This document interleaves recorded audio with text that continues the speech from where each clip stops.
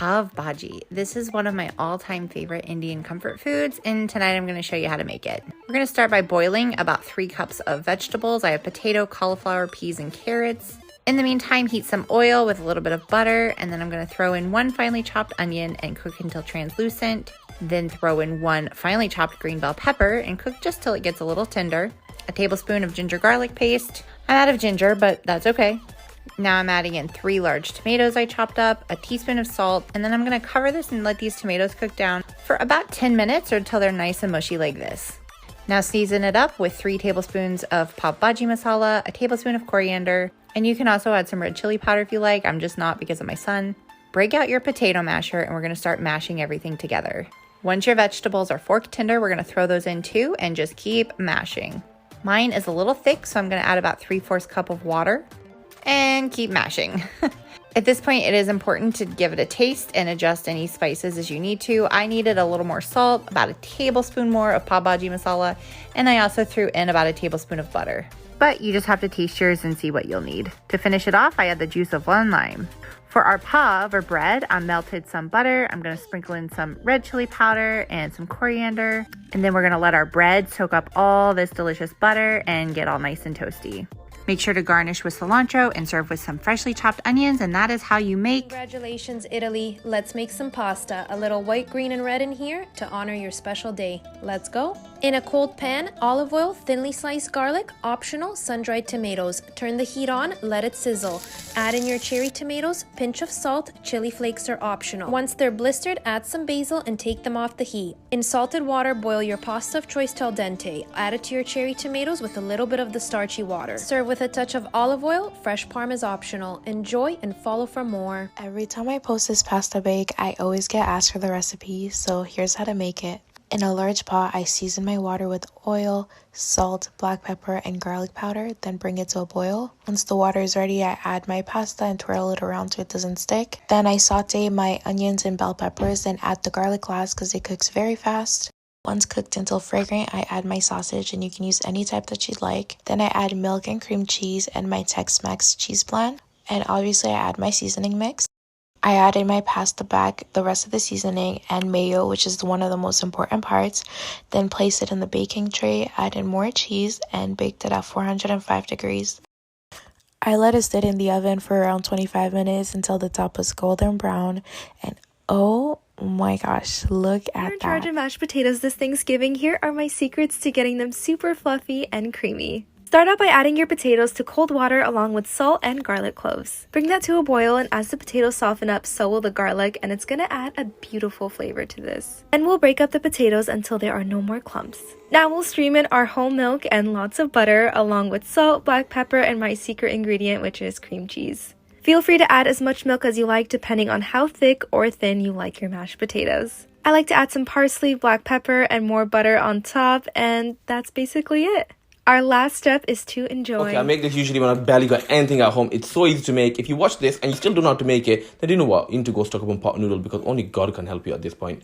So look, you want to crush some garlic. Don't even chop it up. That's how easy it is. Don't even chop it up. Just crush it, put it in the oil, let it flip and sizzle out for a bit. Chop up some tomatoes, throw that in there. Look how colourful that is. Add some salt, give that another mix. And look, this time I took all your advice. I added the water and then the pasta. It didn't make much of a difference. But anyways, you're going to add the Italian herb seasoning. You can get your own, whichever you want from anywhere. And then you want to defrost some spinach. And I know somebody going to say, why don't you get some fresh spinach? Because when I get a fresh bag of spinach, I can never finish it and it goes off within 2 days. So I got to eat entire bag within 2 days and then I'm shitting green for the next week. But you guys don't want to think about that, do you?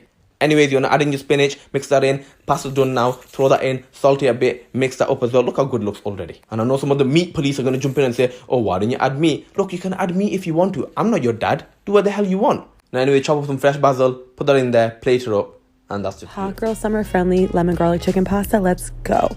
Season some thinly sliced chicken cutlets with garlic powder, paprika, garlic salt, and lemon pepper, both sides. Then heat up some avocado oil and add the chicken in. Cook for about 4 to 5 minutes on each side. They're thin, so you don't have to put them in the oven like regular juicy chicken. Just take them out, let them rest. Then I like to use Fiber Gourmet light penne pasta because it's half the calories of regular pasta and it tastes exactly the same, like 10 out of 10, cannot recommend more. Then chop up some cherry tomatoes and add that to another pan. And then add a little spritz of white wine and 2 tablespoons of olive oil. And then 1 of these garlic butter shrimp scampi McCormick packets. These are so key, oh my God. and then some lemon juice. Chop up the chicken, add back the pasta, add back the chicken, mix it all together, quarter cup of Parmesan cheese and some parsley for garnish, and you're good to go. I had 1 serving for dinner tonight and then saving the rest for tomorrow.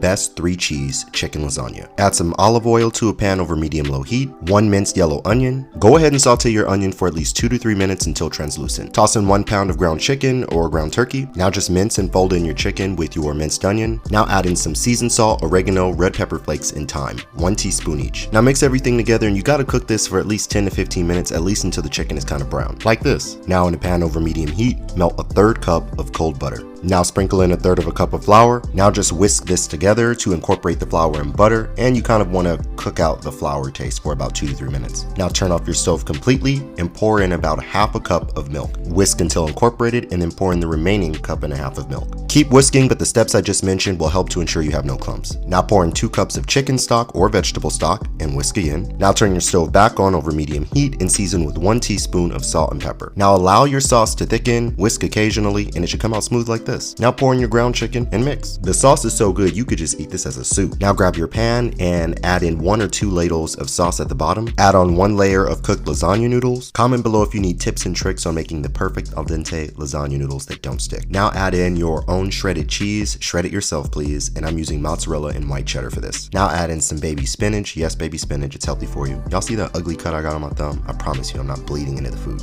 Go ahead and keep repeating this until you get about 3 or 4 layers of lasagna. For those of you who might not know, you finish the last layer with cheese. I'm going in with mozzarella, white cheddar again, but I'm also finishing it off with some Parmesan cheese as well. Now cover and bake this at 375 degrees for 20 minutes, and then broil on low uncovered for 10 minutes. Stop playing with me, y'all know I can cook. Nah, but in all seriousness, this was bussin'. And I want to give a huge shout out to EMJ033 and _Manny_ for suggesting I make a lasagna dish. And if you haven't already, go ahead and follow, like, and comment. Whoever posted this chicken recipe first. It is amazing. You're going to take 2 breasts and you're going to do a dry rub. 1 teaspoon paprika, 1 teaspoon garlic powder, 1 teaspoon onion powder, 1 teaspoon Italian seasoning. You're going to sear that in olive oil, about 5 minutes on each side. Make sure to cook it through, flip them over. Next, for the topping, I measured with my heart, a cup of ranch, a cup of shredded Parmesan cheese, some garlic powder, and then I added cooked bacon in mine, and it was amazing. Put this on top of each cooked breast like so. Next, you're going to take shredded cheese. I use Monterey Jack cheese, and you're going to put that on top of that mixture on each breast. Then sprinkle with breadcrumbs. Put this in on broil. I put it in until that cheese looked golden brown on top like this. It is so good and easy to make. 1 pan lemon herb chicken. Only seasoning you're gonna need, Uncle Dib's straight drop rub. Let's get it. First, we're gonna start with our marinade. Olive oil, chicken broth, rosemary, garlic, some fresh squeezed lemon juice, and then that Uncle Dib's straight drop rub. Get it at UncleDibs.com. Give that a good nice mix in the processor, and then you're gonna coat that marinade all over your chicken. Make sure you get it nice and mixed up all over the chicken. Let that sit for about 30 minutes to an hour, or as long as you can. While that chicken is taking a bath, cut up some lemon slices, get a cast iron skillet, and then place your chicken on the lemon slices. Throw it in the oven at 350 for about an hour, and then this is what you get. You see the flavor on that right there?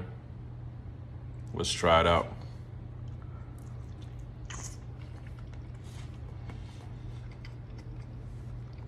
That's good.